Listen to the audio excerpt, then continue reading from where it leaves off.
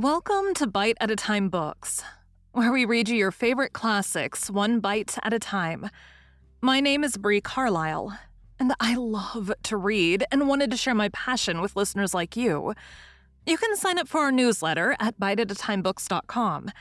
You'll also find our new t-shirts in the shop, including podcast shirts and quote shirts from your favorite classic novels.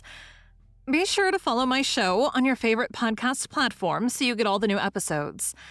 We're part of the Bite at a Time Books Productions Network.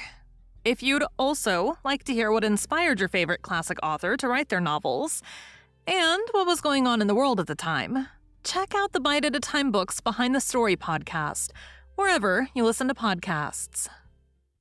Today we'll be continuing Les Miserables by Victor Hugo. Chapter 4. Mademoiselle Gillenormand ends by no longer thinking it a bad thing that Monsieur Fauchelevert should have entered with something under his arm.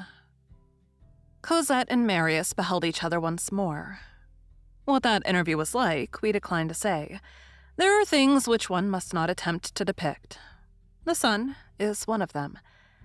The entire family, including Basque and Nicolette, were assembled in Marius's chamber at the moment when Cosette entered it.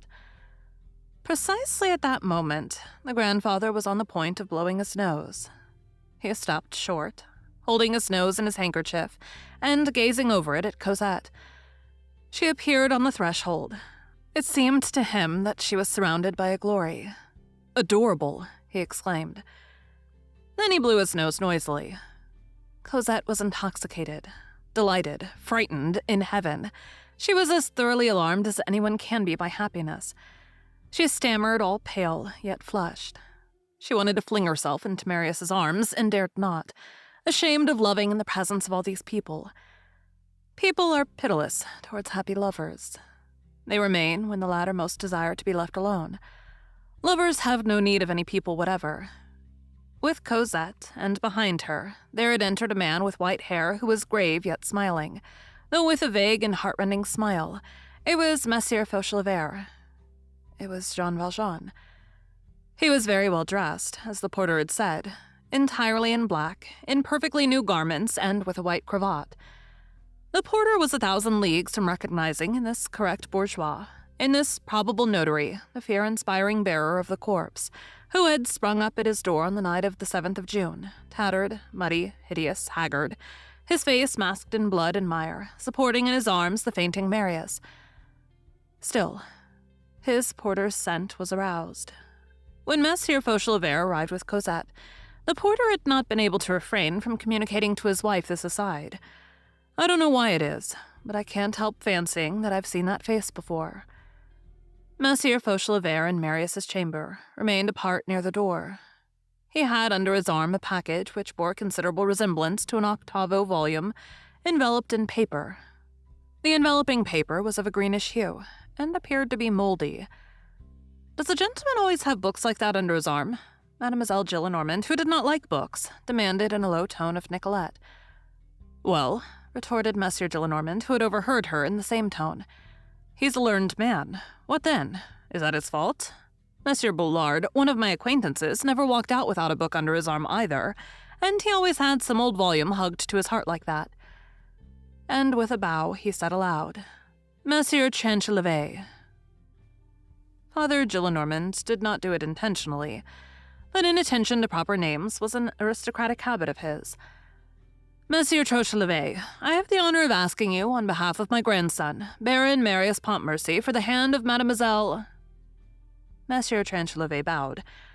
That's settled, said the grandfather. And turning to Marius and Cosette, with both arms extended in blessing, he cried, Permission to adore each other. They did not require him to repeat it twice.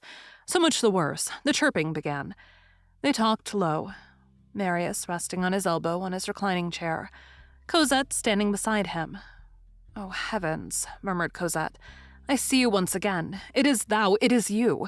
The idea of going and fighting like that. But why? It is horrible. I have been dead for 4 months. Oh, how wicked it was of you to go to that battle. What had I done to you? I pardon you, but you will never do it again. A little while ago, when they came to tell us to come to you, I still thought that I was about to die, but it was from joy. I was so sad. I've not taken the time to dress myself. I must frighten people with my looks. What will your relatives say to see me in a crumbled collar? Do speak.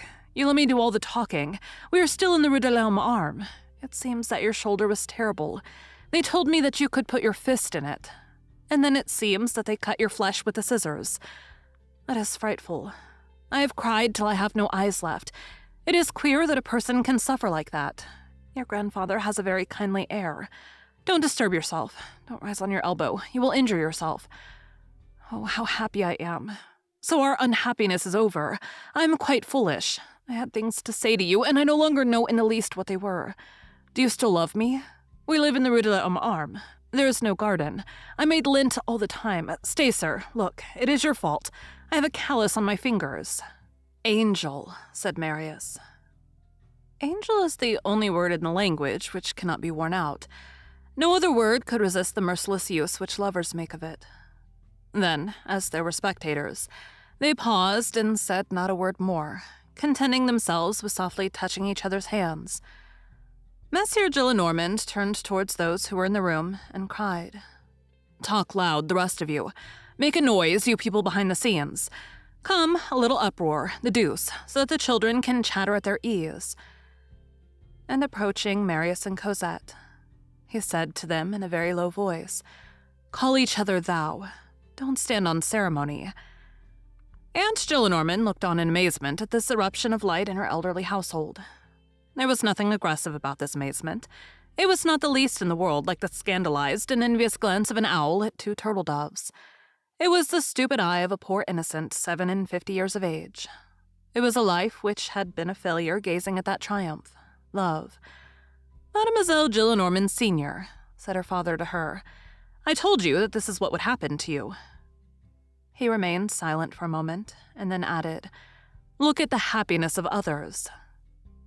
Then he turned to Cosette. "How pretty she is. How pretty she is. She's a Greuze, so you're going to have that all to yourself, you scamp. Ah, my rogue, you are getting off nicely with me. You are happy. If I were not 15 years old too, we would fight with swords to see which of us should have her. Come now, I'm in love with you, mademoiselle. It is perfectly simple. It is your right. You are in the right. Ah, what a sweet, charming little wedding this will make. Our parish is St. Denis du Saint Sacrament, but I will get a dispensation so that you can be married at St. Paul. The church is better. It was built by the Jesuits. It is more coquettish. It is opposite the fountain of Cardinal de Berague. The masterpiece of Jesuit architecture is at Namur. It is called St. Loup. You must go there after you're married. It is worth the journey. Mademoiselle, I am quite of your mind. I think girls ought to marry. That is what they are made for. There is a certain Saint Catherine whom I should always like to see uncoiffed. It's a fine thing to remain a spinster, but it is chilly. The Bible says, multiply. In order to save the people, Jeanne d'Arc is needed. But in order to make people, what is needed is Mother Goose. So marry, my beauties. I really do not see the use in remaining a spinster. I know that they have their chapel apart in the church, and that they fall back on the Society of the Virgin. But sapristi, a handsome husband, a fine fellow, and at the expiration of a year, a big blonde brat who nurses lustily, and who has fine rolls of fat on his thighs, and who musses up your breast in handfuls with his little rosy paws, laughing the while like the dawn. That's better than holding a candle at vespers and chanting Turris Eburnea. The grandfather executed a pirouette on his 80-year-old heels, and began to talk again like a spring that has broken loose once more. Ainsi bornant les cours des tes reversaries. Alcipe, il est donc re, dans put toutes maries. By the way, what is it, father? Have not you an intimate friend? Yes, Courfeyrac. What has become of him? He is dead. That is good. He seated himself near them, made Cosette sit down, and took their 4 hands in his aged and wrinkled hands. She is exquisite, this darling. She is a masterpiece, this Cosette. She is a very little girl and a very great lady. She will only be a baroness, which is a come-down for her. She was born a marquise. What eyelashes she has. Get it well fixed in your noddles, my children, that you are in the true road. Love each other. Be foolish about it. Love is the folly of men and the wit of God. Adore each other. Only, he added, suddenly becoming gloomy, what a misfortune. It has just occurred to me. More than half of what I possess is swallowed up in an annuity. So long as I live, it will not matter, but after my death, a score of years hence. Ah, my poor children, you will not have a sou. Your beautiful white hands, Madame le Baron, will do the devil the honor of pulling him by the tail." At this point, they heard a grave and tranquil voice say, "Mademoiselle Euphrasie Fauchelevert possesses 600,000 francs. It was the voice of Jean Valjean. So far, he had not uttered a single word. No one seemed to be aware that he was there, and he had remained standing erect and motionless behind all these happy people. "What has Mademoiselle Euphrasie to do with the question?"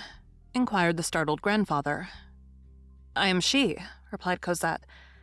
600,000 francs, resumed Monsieur Gillenormand. "Mine is 14 or 15,000 francs, possibly," said Jean Valjean.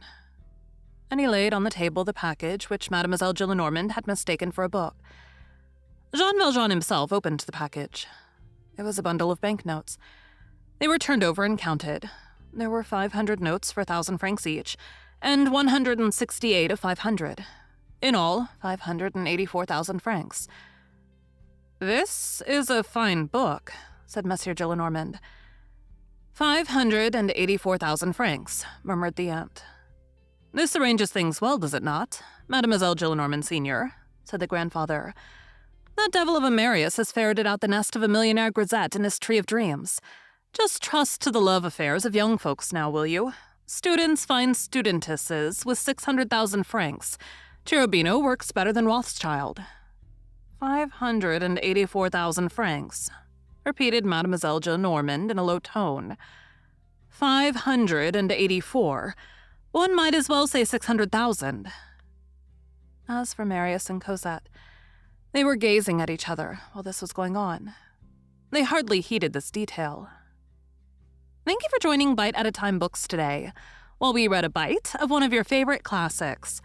Again, my name is Bree Carlile, and I hope you come back tomorrow for the next bite of Les Miserables.